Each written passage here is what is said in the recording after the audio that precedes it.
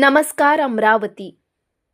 सर्व मंडळी आणि आमचा नव्याने तरुणाईला जोश निर्माण करणारा आमचा यश घोडके, उपस्थित सर्व मित्रपरिवार, पत्रकार बंधू आणि भगिनी, सर्वप्रथम महिला दिनाच्या आज सगळ्या या ठिकाणी उपस्थित असलेल्या माझ्या महिला भगिनींना खूप खूप शुभेच्छा. या ठिकाणी स्थायी समितीचं पदाचं पदग्रहण करत असताना अमरावती महानगरपालिकेचे सन्माननीय महापौर या ठिकाणी बोलले कि अमरावती महानगरपालिका में आपके पास 2 आमदार है, वो अपनी तिजोरी भर के देने वाले हैं, इसमें कोई शक नहीं, वो भर के देने वाले हैं.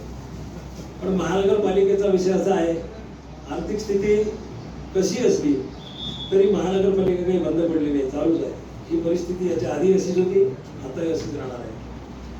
या महानगरपालिकेत 3 प्राधिकरण आहे.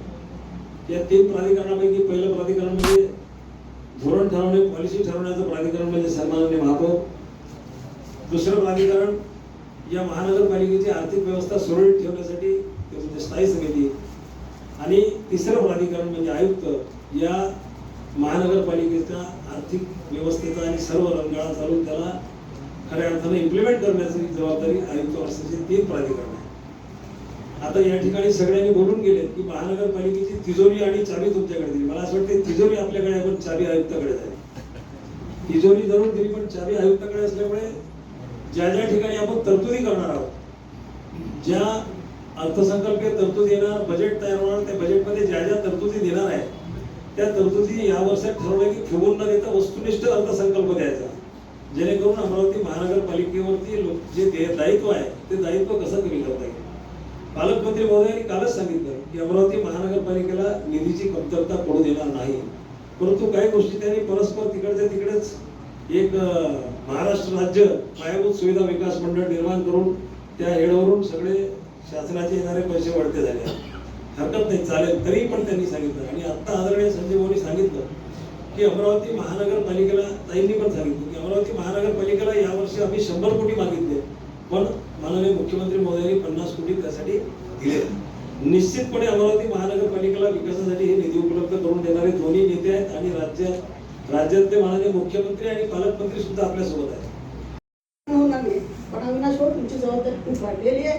आपल्याला या ठिकाणी पैशाचं ओघ आणण्यासाठी, पैशाचं स्तोत्र वाढवण्यासाठी या ठिकाणी आपल्याला प्रयत्न करायचे.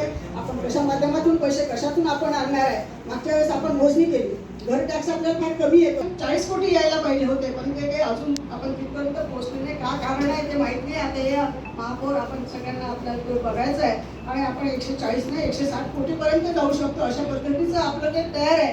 आता 160 कोटी रुपये, कारण शेवटी आपण महानगरपालिका चालवायचं, महानगरपालिकेच्या माध्यमातून काम करताय.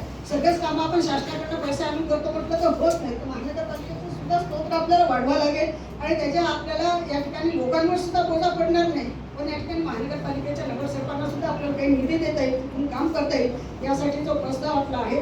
आज 30 कोटीवरून आपण 81 कोटीवर गेलो आणि आपल्याला 160 कोटी आपल्याला कसे वसूल करता येईल, त्यातून सामान्य माणसाला सुद्धा न्याय कसा मिळत आहे. कारण आपल्याला माहिती आहे त्यावेळेस या ठिकाणी महानगरपालिकेच्या माध्यमातून मोजणी झाली, 5% त्या ठिकाणी वाढलेले होते. म्हणजे ज्या लोकांना 100 टॅक्स येताना 500 रुपये टॅक्स आला, पण सन्मान्य दादांनी तो टॅक्स कमी करून जुन्याच पद्धतीने आपण टॅक्स दिलेला आहे.